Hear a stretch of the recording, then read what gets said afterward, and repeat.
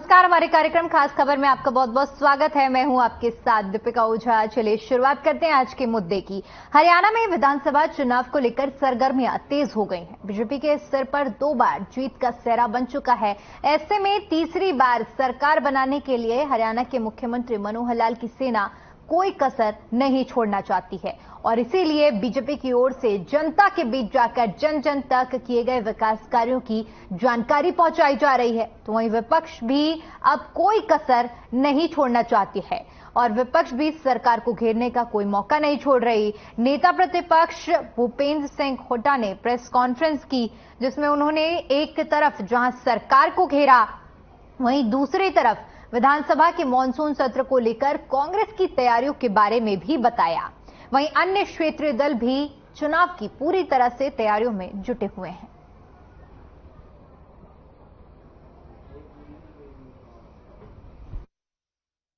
कल हमारी सीएलपी की मीटिंग हुई थी, उसमें काफी साथियों ने विचार रखे अपने, और सब विचारों के बाद हमने फैसला किया है कि 2 तो एडजॉर्नमेंट मोशन लेके आएंगे। एक तो कानून व्यवस्था पर, और जो एक फ्लड से जो भारी नुकसान हुआ है प्रदेश में, उसके लिए उस पर चर्चा के लिए एडजॉर्नमेंट मोशन जाएंगे, स्थगन प्रस्ताव लेकर आएंगे। बाकी कॉलिंग अटेंशन जो है हम लेकर आएंगे बेरोजगारी पर, और सीईटी के उसमें जो धांधलियां हो रही हैं, सरस्वती नदी की खुदाई करने के बारे में, दलितों पर बढ़ते हुए अत्याचार, बाजरे की फसल में नुकसान के बारे में, मोमदन्स में से कुछ लड़कों के, तो यहां पर परिस्थितियां बिगड़ सकती हैं। पुलिस व्यवस्था ठीक की जाए, पर्याप्त पुलिस की व्यवस्था की जाए इस यात्रा के लिए। अब उसकी जिम्मेदारी फिर किसकी थी? सरकार की थी। सरकार ने जो एसपी था वो तो छुट्टी पर भेज दिया और वहां होमगार्डों को वहां पर भेज दिया। खुद जो वहां के सांसद हैं राव इंद्रजीत सिंह, उन्होंने प्रश्न किया कि बंदूक, तलवार और लाठी डंडे ले जाने का काम क्या है धार्मिक यात्रा में। अब उसका जवाब कौन देगी? सरकार देगी? किसके देगी? उन्होंने कहा था कि जब ये यात्रा निकल रही थी तो उसको पर्याप्त सुरक्षा नहीं दी गई, तो इसकी जिम्मेदारी कौन थी? ये तो खुद उनके राव इंद्रजीत जो सेंटर में मिनिस्टर हैं, बड़े नेता हैं, वो पूछ रहे हैं सरकार से, वो पर सरकार को कह रहे हैं, उनके प्रश्नों का भी जवाब नहीं दिया। 3080 किलोमीटर के करीब यात्रा चली है और 1500 से ज्यादा शहर, गांव और कस्बों में होकर के आए। यात्रा को बहुत बड़ा समर्थन है लोगों का।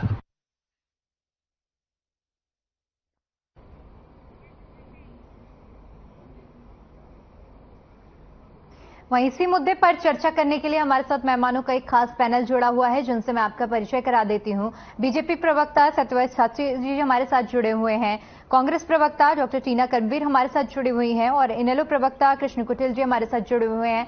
आप सभी मेहमानों का मैं बहुत बहुत स्वागत करती हूं। चर्चा की शुरुआत शास्त्री जी आपके साथ करना चाहूंगी। अब देखिए, जैसे जैसे 24 के चुनाव नजदीक आ रहे हैं, ऐसे में तैयारियां भी तेज हो चुकी हैं। वहीं जहां आप लोगों की तरफ से पूरी पार्टी की कवायद जारी है, जनता के बीच आप लोग पहुंच रहे हैं और किए विकास कार्यों की जानकारी दी जा रही है, ऐसे में शास्त्री जी समझना चाहूंगी कितने तैयार और कितनी तैयारियां हो चुकी हैं अब तक 24 के लिए?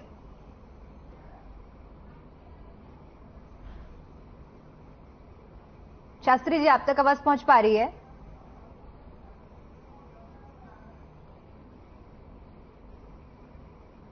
शास्त्री जी, आपकी आवाज हम तक नहीं पहुंच पा रही है। लौटूंगी मैं आपके पास। टीना जी, आपके पास आना चाहूंगी। 2024 के चुनाव जैसे जैसे नजदीक आते जा रहे हैं, समझना चाहूंगी कि कैसी तैयारियां चल रही हैं आप लोगों की? हम लोग पूरी तरीके से तैयार है, हमारे कार्यकर्ताओं में बहुत जोश है। लेकिन मैं ये भी बताना चाहती हूँ कि जिस तरीके से अभी सत्र शुरू होने वाला है, उस पर हम कुछ मुद्दे उठाने चाहते हैं। हमने एक ध्यान आकर्षण प्रस्ताव भी पेश करने वाले हैं, जिसके अंदर सीईटी का मुद्दा या किसानों को जो मुआवजा नहीं दिया गया उसके ऊपर, और सबसे अहम मुद्दा जो है आयुष्मान घोटाला हुआ है इस सरकार के दौरान। डबल इंजन की सरकार किस तरीके से, देखिए जो मुर्दा है उनके मुर्दा लोगों के नाम पर भी क्लेम किया गया है, तो वो इसके सबसे अहम मुद्दे हैं हम लोगों के पास। बेरोजगारी बहुत बड़ा मुद्दा है, और जिस प्रकार हरियाणा को इस डबल इंजन की सरकार बीजेपी जेजेपी ने मिलकर बीमारू राज्य बना दिया है, और सबसे अभी राज्यों में अगर तुलना की जाए तो कर्ज में हमारा हरियाणा सबसे ज्यादा डूबा हुआ है। ये हम लोगों के कुछ अहम मुद्दे हैं जिसके ऊपर हम अब चर्चा करने जा रहे हैं, और विधानसभा सत्र जब होगा तो हम उसमें बहुत सारे मुद्दे हैं जो कि जनता के मुद्दे, विपक्ष के मुद्दे हैं, वो रखे जाएंगे। और आपने जो मुझसे सवाल किया तैयारी को लेकर, उस तैयारी को लेकर मैं एक बात बहुत विश्वास के साथ कहना चाहती हूँ कि देखिए जिस प्रकार से भारतीय जनता पार्टी हो या जेजेपी हो या एनएलडी हो या आम आदमी पार्टी से लोग निकलकर हमारी पार्टी से जुड़ रहे हैं, उसके पीछे कारण ये है क्योंकि लोगों में विश्वास जो है वो कांग्रेस की तरफ अधिक बढ़ रहा है पूरे प्रदेश के अंदर, यानी प्रदेश के अंदर ही नहीं बाहर भी, कि हरियाणा में तो कांग्रेस की लहर है, बार बार ये कहा जा रहा है। तो ये हम लोगों के लिए बहुत अच्छी, इसे कहीं खुशखबरी भी है, और दूसरा हम लोग इसलिए ज्यादा जोर भी दे रहे हैं, ज्यादा तैयारी भी कर रहे हैं, क्योंकि हमने देखा कि जिस प्रकार हमने हिमाचल जीता, उसके बाद हमने कर्नाटक जीता, उसके बाद देश के अंदर जो माहौल बदला उससे हमें ये विश्वास बढ़ा हमारा, और लोगों के प्रति लोगों का विश्वास भी हम पर ज्यादा बढ़ा। भारत जोड़ो यात्रा जिस प्रकार हरियाणा में आई, और विश्वास जो राहुल गांधी के प्रति जो लोगों ने दिखाया और जो विश्वास जताया, उसी की देन है कि आज हम इस तरीके से हम तैयार हैं। क्योंकि इस डबल इंजन की सरकार बीजेपी जेजेपी ने जिस प्रकार प्रदेश के अंदर लगातार आप देखेंगे किसानों के ऊपर जो अत्याचार किए, महिलाओं के ऊपर और दलित लोगों के ऊपर जो अत्याचार किए, और युवाओं के ऊपर तो मैं ये कहना चाहती हूँ खासतौर पर इन्होंने बुलडोजर चलाने का जो काम किया, नूह में हिंसा देखी, आज तक जिसे हम कहते आए हैं, हम विपक्ष के होने के नाते हम कहते हैं कि न्यायिक जांच हो, वो न्यायिक जांच अब तक इतनी देरी क्यों होगी, ये भी एक अहम सवाल है। और ये हम इनसे सत्र में इनसे पूछेंगे भी कि इतनी देरी कैसे लगी। जिस प्रकार हमारे नेता अभी प्रेस कॉन्फ्रेंस में भी आपने जो सुनाया उसमें भी वो जिक्र कर रहे हैं, लेकिन ये सबसे अहम मुद्दा है क्योंकि देखिए जो प्रदेश शांति प्रिय प्रदेश कहा जाता था, आज वो प्रदेश की हालत ऐसी कर दी। और आज भी मैं ये कहना चाहती हूँ, आज भी वो जो शांति स्थापित नहीं हो पाई क्योंकि जो सूबे के प्रमुख हैं उन्होंने वो जिम्मेदारी स्वीकार नहीं करी। अब जब सूबे का प्रमुख ही इस जिम्मेदारी लेने को स्वीकार नहीं है तो सुरक्षा का माहौल कहाँ है। और लगातार हमारे विधायकों पर जो आपके पास आना चाहूंगी, ठीक है टीना जी लौटूंगी। देखिए सतपाल जी, जिस तरह से 2024 के चुनाव नजदीक आ रहे हैं, ऐसे में अब मैं समझना चाहूंगी कि बीजेपी की कैसी तैयारियां चल रही हैं। और दूसरा, जैसे कि टीना जी ने जिक्र किया कि अब हरियाणा में कांग्रेस की लहर है, इस पर क्या कुछ कहना चाहेंगे आप? कांग्रेस की लहर कहना और एक सबसे बड़ा चुटकुला कहना, ये दोनों एक ही बात, इसमें कोई अंतर नहीं। क्योंकि नेता, नीति और नियत 3 चीजें होती हैं। नियत कभी कांग्रेस की साफ रही नहीं, नेता इनके पास कोई है नहीं, नीतियों को देश में इनको भोगता है 50-65 साल तक। इनकी नीतियों के कारण से देश जो कटोरी की लेने के वाले की हालत जैसा हो गया था। आज दुनिया की सबसे बड़ी आर्थिक शक्ति पहले 5 देशों में काउंटिंग होने लगी है। देश के हर व्यक्ति का, सामान्य से सामान्य व्यक्ति का विदेश में अब गौरव बढ़ने लगा है। देश की सीमाएं आज सैनिक सुरक्षित मानते हैं। नए नए साज सज्जाओं से, हथियारों से, आयुधों से उनको सुसज्जित किया जा रहा है। ये आज से पहले कभी नहीं हुआ। कांग्रेस ने यदि कभी हथियार लाए तो घोटाला के अलावा कुछ नहीं किया। कांग्रेस और घोटाला दोनों एक चीज है, इसके लिए कोई बड़ी बात नहीं। जहां तक भारतीय जनता पार्टी के पास 2 प्रकार की व्यवस्था है। एक सरकार है जिससे विकास कार्य, एक शासन व्यवस्था में सुधार। आम व्यक्ति को यह एहसास होना कि मेरी सरकार है, क्योंकि अब तक हरियाणा में व्यक्ति या पार्टियों की सरकार रही। पहली बार हरियाणा के अंदर आम व्यक्ति ये महसूस करता है कि मेरी सरकार है, और उसके लिए वो जितना भी कोशिश करता है कि किस प्रकार की कोई समस्याएं, कोई डिमांड वो रखता है, उसकी पूर्ति होती है। और ऐसा देश में ये बीमारू राज्य की बात करते हैं। आप सोचिए, कर्ज किसको मिलता है? कंगाल को तो नहीं मिलता। कंगाल को देने की इच्छा हो तो कांग्रेस पाकिस्तान को देख ले, पंजाब की हालत देख ले, कांग्रेस शासित अन्य हिमाचल प्रदेश की हालत देख ले। हरियाणा एक तेज गति के साथ विकास करने वाला प्रदेश बना है, जहां आम व्यक्ति से खास व्यक्ति तक के स्पेस, जिसकी जितनी जिम्मेवारी और उतनी सरकार के माध्यम से हो रहा है। दूसरा प्रयास हमारा संगठनात्मक दृष्टि से। संगठन में हम हरियाणा की टोटल पार्टी और हम बराबर बराबर है। ये सारे लोग मिलकर भी जितना संगठन तैयार कर सकते हैं उससे कहीं बड़ा संगठन हमारे पास है।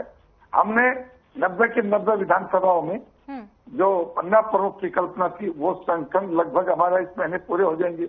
हर लोकसभा में हम अपनी जनसभाएं कर चुके हैं, पार्टी की है, ग्रुप की नहीं। कांग्रेस यदि कहीं जाती है तो ग्रुप के साथ जाती है, भारतीय जनता पार्टी की ओर से जाती है।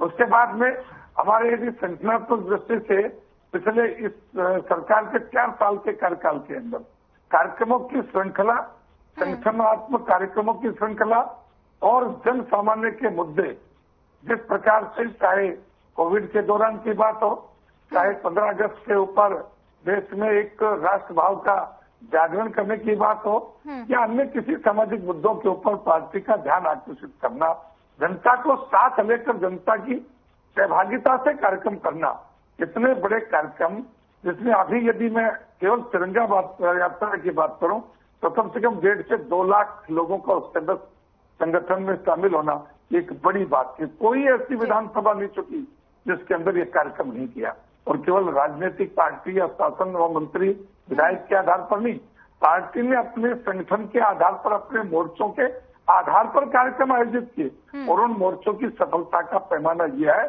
कि उनके कार्यक्रमों में 1.5 से 2 लाख लोग शामिल हुई। ठीक है, ठीक है। ये हमारी दोनों प्रकार की तैयारी है, हम पूरी तरह तैयार है। और भारतीय जनता पार्टी का कार्यकर्ता और नेता 24 घंटा और 12 माह तैयार रहता है। कृष्ण जी, देखिए, कांग्रेस का कहना है कि कांग्रेस की लहर है, कांग्रेस पूरी तरह से तैयार है। बीजेपी का भी यही कहना है कि बीजेपी भी चुनाव के लिए पूरी तरह से तैयार है। इनेलो की तरफ से हालांकि काफी समय हो चुका है, परिवर्तन पदयात्रा निकाली जा रही है, जनता के बीच आप भी पहुंच रहे हैं। ऐसे में तैयारियों की बात की जाए तो आप कितने आश्वस्त लग रहे हैं तैयारियों को लेकर और 24 के चुनाव को लेकर? देखिए, 24 फरवरी से इंडियन नेशनल लोकदल पार्टी की जो है कि हरियाणा परिवर्तन पद यात्रा जो है कि चौधरी अभय सिंह चौटाला जी के नेतृत्व के अंदर जो है कि चली हुई है, और जनता से मिल रहे हैं, और जनता से जो रिस्पॉन्स है वो बहुत बढ़िया मिल रहा है। क्योंकि भारतीय जनता पार्टी की सरकार के 9 साल का जो कार्यकाल रहा है तो जनता दुखी है, चाहे बेरोजगारी का मामला हो, बुढ़ापा पेंशन हो, किसानों के जो है कि मुआवजे की बात हो, किसानों के एमएसपी की बात हो, और बाढ़ ग्रसित इलाकों के अंदर चाहे मुआवजे की बात हो, ये तमाम बातें जो है कि वो सामने है, और जनता जो है कि दुखी है। छोटे व्यक्ति से लेकर के बड़े तक जो है कि सब दुखी हैं, और भारतीय जनता पार्टी की सरकार ने चंद लोगों को जो है कि वो बढ़ाने का काम किया है। आज जो है कि रोजगार जो है कि इन्होंने खत्म कर दिया है, शिक्षा का दिवालिया जो है कि वो पिटा हुआ है, 5000 स्कूल इन्होंने बंद कर दिए हैं, और पदों को भी जो है कि खत्म कर रहे हैं, और आयुष्मान के नाम पर जो है कि बड़े पैमाने पर जो है कि दादरी है, और नू हिंसा जैसी घटनाएं जो है कि हरियाणा प्रदेश के अंदर जो है कि हुई है, और ये सुनियोजित ढंग से जो है कि भारतीय जनता पार्टी की चाल है, और लोग इनकी चाल को समझ चुके हैं, और एक निचले स्तर से आवाज आई है कि भारतीय जनता पार्टी को हम कभी भी माफ नहीं करेंगे। और 2024 के अंदर जो है कि इस हरियाणा प्रदेश के अंदर जननायक चौधरी देवीलाल जी की जो नीतियां थी, जिस प्रकार से हरियाणा को बनाने के लिए चौधरी देवीलाल जी ने जो है कि अपना तन मन और धन से जो है कि सहयोग कर दिए कि इसको खड़ा करने का काम किया, तो आज उसी तरह पर चौधरी अभय सिंह चौटाला जी जो है कि वो तन मन धन से जो है कि हरियाणा को फिर से बढ़ाने के अंदर जो है कि वो लगे हुए हैं, क्योंकि भारतीय जनता पार्टी की सरकार ने जो है कि इसको बिगाड़ने के अंदर कोई कसर नहीं छोड़ी है। चाहे वो जाट और बैकवर्ड का जो है कि झगड़ा आरक्षण के मामले को लेकर के हो, चाहे जो अभी यहाँ पर हिंसा घटना हुई है नूह के अंदर है, और यौन शोषण के मामले जो है कि बड़े पैमाने पर सामने है, महिलाएं सुरक्षित नहीं है, और दूसरा जो है कि हमारा युवा जो है कि दर की ठोकरें खा रहा है। हरियाणा प्रदेश के अंदर जो है कि पेपर लीक होता है, कभी पेपर रद्द होते हैं, नौकरी देने का नाम नहीं है। तो ये एक सरकार ढकोसला सरकार है, और कहते हैं कि ये डबल इंजन की सरकार है। मैं तो कहता हूं कि डबल इंजन की सरकार ना होकर के जो है कि ये तो धक्का देव सरकार है, यानी ये तो रुक रुक करके चलने वाली सरकार है। दूसरा जो है कि हमारा हरियाणा का मुख्यमंत्री जो है कहता है कि भी इस हरियाणा प्रदेश की 2.5 करोड़ जनसंख्या है, मैं किसी की सुरक्षा नहीं कर सकता। एक हरियाणा का मुख्यमंत्री गैर जिम्मेदाराना बयान देकर के जो है नहीं, बयान ये नहीं था, बयान उन्होंने दूसरे तरीके से दिया था। बयान, इस पर मैं आपको रोकना चाहूंगी। खैर, लौटूंगी आपके पास। सतवत जी, आपके पास आना चाहूंगी। देखिए, 2024 के चुनाव को लेकर अलग अलग पार्टियों के अलग मुद्दे हैं। अभी जैसे कृष्ण जी भी अपने मुद्दों का जिक्र कर रहे थे, मैं जानना चाहूंगी कि 24 के लिए वो क्या अहम मुद्दे होने वाले हैं इन चुनाव में। देखिए, पहली बात तो नूमल के जो दंगे हुए उसमें कांग्रेस नंगी हो गई। कांग्रेस के एक विधायक मामन सिंह स्वयं इकबालिया बयान देते हैं कि भाई तुम मेरे पीछे क्यों पड़े हो, ये चौधरी इलियास त्यागवर का विधायक, इसका नाम क्यों नहीं लेते।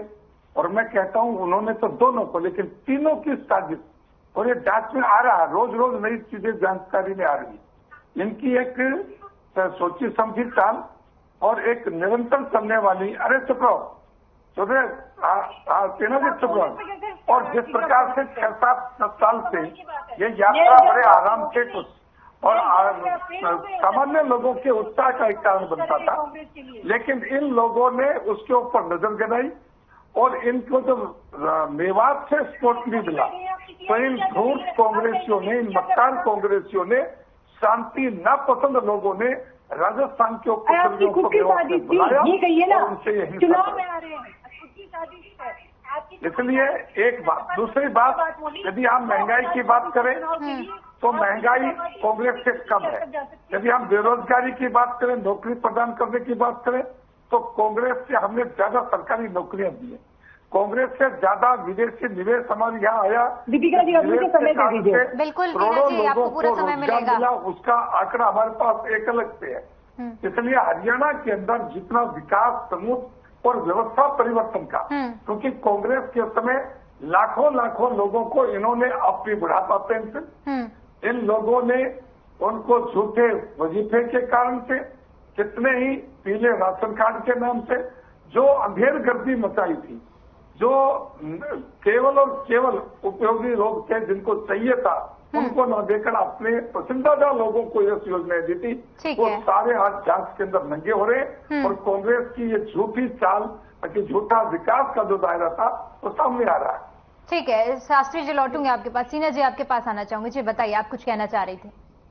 ये किस तरीके से कांग्रेस पर ठिकरा फोड़ रहे हैं, जबकि सत्यपाल मलिक कह चुके हैं कि 2024 में आने के लिए भारतीय जनता पार्टी किसी जगह तक जा सकती है, पूरे देश में केरोसिन छिड़क सकते हैं। ये इनके नेता कह रहे हैं, हम पर उंगली मत उठाइए, ये इनके नेता कह रहे हैं, क्योंकि ये इन लोगों की साजिश होती है, ये जानबूझकर, क्योंकि सबको पता है कि चुनाव आने वाले हैं। और ये मणिपुर ही नहीं, ये मणिपुर से लेकर नूमू तक नहीं थमने वाली है ये आग ये पूरे देश में लगाने वाले, क्योंकि इनकी नीयत यही है। ये इस चुनाव में जैसे इनको पता चलता है हारने वाले हैं, अब पता है सबको कि कांग्रेस आ रही है, जिस प्रकार कर्नाटक में भी सुरजेवाला वाले का और मामन सिंह के बयान का समर्थन करती है कि विरोध करती है? सुरजेवाला जी, उससे आपको क्या मतलब है? अब आप बताइए। मैं पूछना चाहता हूँ, सुरजेवाले के बयान और मामन सिंह के बयान से सहमत है कि असहमत है? आप लोगों की मानसिकता यही है, और आप लोगों की मानसिकता यही है, नफरत की राजनीति। जिस देश का प्रधानमंत्री झूठ बोलता हो, ये कहते हो कि एम्स खुल गया है दरभंगा में और एक ईंट नहीं रखी हो। आप सुरजेवाला और मामन सिंह के बयान से सहमत रखिए क्या सहमत है? जनता को बताइए, जनता को 1% भी ना आपके मुख्यमंत्री पर भरोसा है, ना गृह मंत्री पे। मैं आपके माध्यम से जनता को प्रवक्ता से पूछना चाहता हूँ। घरों में ठीक है, मैं आपका सवाल लेती हूँ। कोई काम नहीं किया, ना रोजगार पर कोई काम किया, हर घर तिरंगा अच्छा इंडिकेट है, हर घर रोजगार क्यों नहीं दे सकते आप, बताइए। ठीक है, मैं पूछना चाहता हूँ उसका, हर जगह ये तो अभी दीपिका जी ने बता दिया कि उनके भाव, उनका बयान का भाव नहीं था, लेकिन मैं पूछना चाहता हूँ सुरजेवाला और मामन सिंह के बयान से आप सहमत है कि नहीं है? सुरजेवाला करते रहिए, सुरजेवाला ने आपकी मानसिकता स्पष्ट कर दी है, आपके लाख लोगों की। आप समर्थन करती हैं बयान का? टीना जी आप समर्थन करती हैं उस बयान का? ये दीपिका जी उन्होंने मानसिकता की बात करी है, इन लोगों ने गुमराह करने की कोशिश की है जानबूझकर, और जिस तरीके का प्रचार किया है, उन्होंने वोटों के बारे में कुछ ऐसा नहीं कहा, उनका बयान जो है मानसिकता को लेकर था। इन लोगों ने घुमा फिरा के ऐसे तो देश प्रधानमंत्री क्या से क्या नहीं बोलते, प्राचीन से लाल किले की प्राचीन से बताइए, विपक्ष को ठिकरा फोड़ते हैं, विपक्ष की बुराइयां करते हैं, जबकि उनको करना क्या चाहिए? उनको तो ये करना चाहिए कि मुद्दे की बात करें, रोजगार की बात करें, महिलाओं की बात करें। तो इनसे तो आप एक बेटी हैं दीपिका जी, ये एक बेटी है। सुरजेवाला ने जो बयान दिया उस पर आपका पक्ष क्या है? आपने निलंबित कर दिया। जिस प्रकार से उन्होंने बेटी के बारे में जो अपमानजनक शब्द प्रयोग किया उसके बारे में आप बेटी के नाते क्या कहना चाहोगी? ब्रजभूषण से आज तक आपने इस्तीफा नहीं लिया, तो संदीप सिंह से इसलिए पता है, इसलिए सबको पता है कि आप अरे आप बताइए अपनी बात करते हैं। ठीक है, जो बेटी को लेकर गाली दी उससे आप सहमत हैं? देखिए, हम अपने चैनल के माध्यम से यही कहना चाहेंगे, हम इस तरह के किसी भी बयान का समर्थन नहीं करते हैं। और टीना जी, आपसे सवाल बीजेपी प्रवक्ता का कि क्या आप इस बयान पर समर्थन देती हैं अपना? सुरजेवाला जी ने जो कहा वो उनकी वोटरों की मानसिकता को लेकर बात की। ठीक है, अब इस तरीके से कार्य कर रही है। शास्त्री जी देखिए, टीना जी का यही कहना है कि वोटर्स की मानसिकता पर ये बयान दिया गया था, इसको मॉडिफाई किया जा रहा है, तोड़ मरोड़ कर पेश किया जा रहा है, तोड़ मरोड़ कर किया जा रहा है। इन लोगों के मुद्दे तो अब जवाब सुन लीजिए टीना जी, अब जवाब सुन लीजिए। टीना जी, वोटर की मानसिकता को आपने भी स्पष्टीकरण कर दिया कि उनकी मानसिकता राक्षसी है, यानी सुरजेवाले के बयान का आप समर्थन करती हैं। और दूसरे जो बयान दिया बेटी को लेकर जो गाली दी उसने मंच से, उसके बारे में क्या कहना चाह, उसके बारे में बता दो। एक बात बताइए, वो आपके मुख्यमंत्री जो है वो सुरक्षा नहीं दे सकते? सुनो, आप मेरे से बात कर लेना, मैं जो पूछ रहा हूँ उसके बारे में बता दो। जो बेटी को लेकर जो उन्होंने बयान दिया मंच से, आप बेटी होने के नाते उसका समर्थन कर रही है कि विरोध करती है? अच्छा ठीक है, कृष्ण जी आपके पास आना चाहूंगी। देखिए, इस बयान को लेकर काफी ज्यादा सियासत हो रही है, आपने भी बयान सुना होगा। मैं आपसे जानना चाहूंगी कि इसको लेकर आपका क्या पक्ष है? देना चाहिए, क्योंकि जनता ये जनार्दन है और जनता के द्वारा जो है कि वो सरकार बनती है। अगर हम जनता का जो है कि सम्मान नहीं करेंगे तो जनता हमारा कैसे सम्मान कर सकती है? दूसरा जो है कि मुद्दे इस हरियाणा प्रदेश के अंदर है, भारतीय जनता पार्टी से जो है कि लोग दुखी हैं।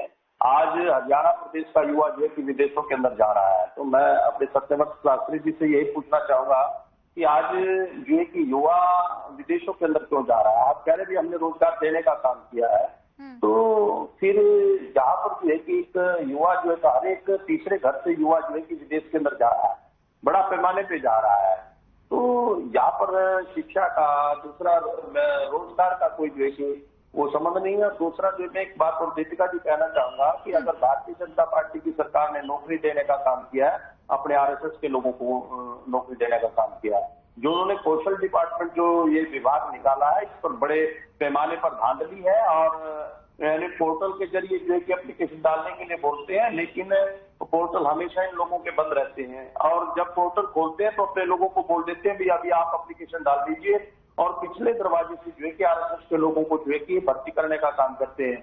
अब सत्यव्रत जी कहेंगे कि आप कैसे? मैं बताना चाहता हूं कि मेरे गांव का ही विधायक अरविंद कल्याण जी, और एक घर से 15 लोगों को नौकरी मिली है, एक घर में 3-4 लोगों को नौकरी मिली है, और वो आरएसएस से जुड़े हुए लोग हैं। तो ये इस प्रकार का काम जो है भारतीय जनता पार्टी की सरकार कर रही है। अभी जो है कि प्रधानमंत्री बीमा फसल योजना के तहत 20 सेकंड का समय है, बहुत संक्षेप में जवाब रखिएगा शास्त्री जी आप कुटेल जी के सवालों का। बात की है, यानी ये बैठे यहाँ पर बैठ करके जो की बात, और यदि आरएसएस के संबंध रखने वाले व्यक्ति को यदि नौकरी मिली है तो इस देश में आरएसएस के व्यक्ति को नौकरी करना का हक नहीं है क्या? बुद्धिमत्ता, प्रांगणता, कर्तव्य निष्ठता और मेहनत उनके पास नहीं है। नहीं, ये क्या जवाब है? तो आप ये चाहते हैं कि सब लोग इसी तराजू के ऊपर ये जवाब नहीं है आपका। नहीं, ऐसा नहीं है, ऐसा नहीं है कि आरएसएस से संबंध रखना कोई पाप है, और उससे संबंध रखने वाले को नौकरी नहीं मिलनी चाहिए, और नौकरी के अनाय के लिए उनका आरोप ये है कि सिर्फ आरएसएस वालों को ही नौकरी दी जा रही है। ये सोचिए ना, आप कितने लोगों को आरएसएस के लोगों को नौकरी मिली, और जो मिली वो आरएसएस के ही है क्या, या आरएसएस के? चलिए ठीक है, समय का अभाव है इसलिए मुझे चर्चा को यहीं समाप्त करना पड़ेगा। आप सभी मेहमानों का बहुत बहुत शुक्रिया हमारे साथ जुड़ने के लिए और अपना कीमती समय हमें देने के लिए। तो 24 के चुनाव नजदीक हैं, और ऐसे में चाहे पक्ष की बात की जाए चाहे विपक्ष की बात की जाए, आरोप प्रत्यारोप का दौर लगातार जारी है। सत्र भी आने वाला है और उसमें सत्ता पक्ष अपनी तैयारियों में जुटा है, विपक्ष सरकार को घेरने की कवायद जारी किए हुए है। चलिए फिलहाल के लिए इस कार्यक्रम में इतना ही, मुझे दीजिए इजाजत, नमस्कार।